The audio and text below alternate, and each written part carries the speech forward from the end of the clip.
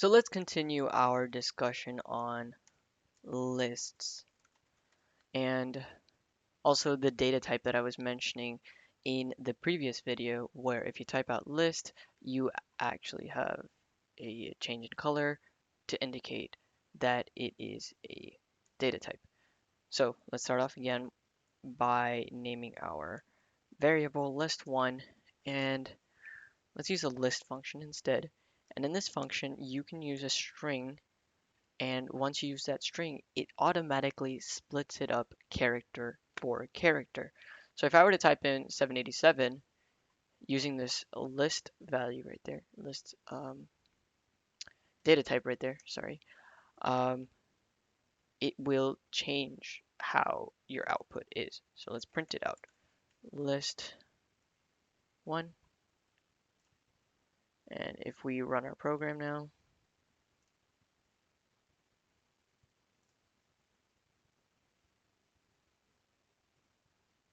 we get 7, 8, and 7 as three different strings rather than numbers because we had originally gave it a string.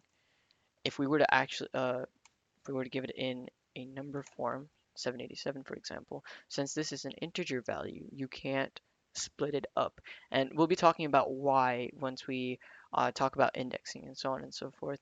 But here in this case, if I try to run the program, I will get an error saying that the int is not iteratable, meaning that this is actually just one value and it doesn't know where to cut it off.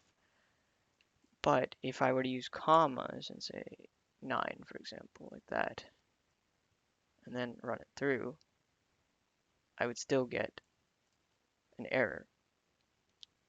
The reason for that is when you're using the list function, it's trying to iterate through all the different values in there.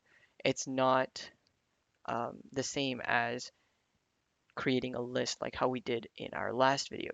So that was really important. I wanted to show you guys that this will also lead to an error, and you should never put commas in there and then create a new value inside of that because that's not the same as making another list. Okay, so now that we know that that doesn't work out, you can also say we can use strings once again, and let's say we say hello, how are you? Like how I did in the list last time. So, do you think it will give you the same exact thing as we did in the last video where we have a list that says hello, how are you? Or will it be different? If you said it would be different, you are correct. And in this case, what it does is it iterates through the string and it cuts off character for character. It's kind of important to note that the space character is also taken as part of the list. So it's important to understand that that's going to be there as well. So that is the importance of just using the list data type. You can basically change anything, any string into a list using this data type. And it's also important for when you are taking a string and you're wanting to change it into multiple different characters, like this case, and you are only wanting maybe the second letter in that whole phrase. You just want the E. We'll be talking about how to index in the next video and how to obtain that value of E in the next video.